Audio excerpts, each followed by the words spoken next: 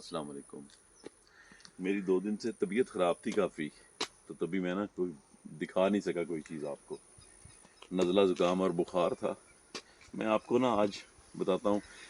ये देख रहे हैं, ये वही रास्ता है जिसके ऊपर तकरीबन ना 1.5 से 2 किलोमीटर ये यहाँ आगे आपको पानी दिखाता रहा हूँ मैं, पीछे भी इस साइड पे ये सारा खेतों में इस टाइम भी पानी खड़ा है। ये देखें, अब महीने से ऊपर हो गया पानी खड़ा है। और ये पानी कैसे निकाला है, आगे इन्होंने पाइप डाल के ना रास्ते के अंदर एक साइड के अपने खेत जो हैं उनकी सारी की सारी फसल बर्बाद की है और इनमें से पानी निकाला है, लेकिन अभी भी पूरा पानी नहीं निकला। लोगों ने ये किया है कि अगर उनके पास 4 एकड़ ज़मीन है तो 2 एकड़ का पानी उसमें से पाइप डाल के या पीटर पंप लगा के सक करके उसको दूसरे जो है खेत उनमें डाल दिया है, ताकि उनके 2 खेत बच जाएं और 2 की जो फसल है वो बर्बाद हो जाए।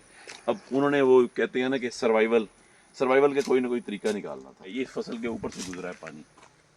आपको ना मैं चीज़ें दिखाता हूँ। अब ये देखें, ये कोंपल देख रहे हैं, ये आँख होती है। मैं आपको दिखाता हूँ, छोटी सी ना आँख इसकी दिखाता हूँ। ये जो है ना, ये आँख है। ये जब तक फूटती नहीं है तब तक इसका रेट लगता है। जब ये बन जाए ना, नई आँख बन जाए, तो फिर इसका रेट नहीं लगता, मिल वाले रेट नहीं देते। दूसरा इसके साथ जो काम हुआ है, ये यहाँ नीचे है, यहाँ से लेके यहाँ तक आप देख रहे हैं, ये इसकी जड़ निकल आई है, यहाँ से जड़ निकल आई है, ये सारी नीचे से जड़ निकल आई है 3-3 फुट तक। जब 3 फुट नीचे से जड़ निकल आती है ना, तो इस जड़ को जिंदा रखने के लिए गन्ना अपने आप को खाने लग जाता है।